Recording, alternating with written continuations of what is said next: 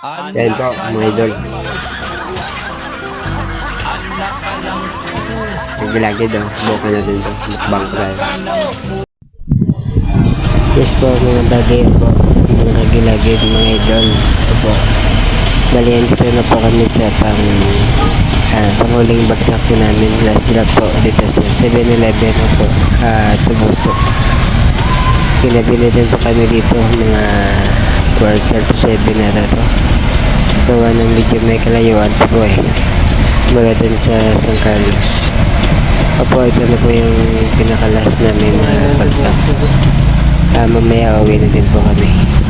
At saka ginabi din po kami nung umuwi kalating kami sa Garay po sa Barang dito sa Bakwan. Kalating sa Bakwan mga kaibigan na po mga gilagid mga malaking tulong naman po yan.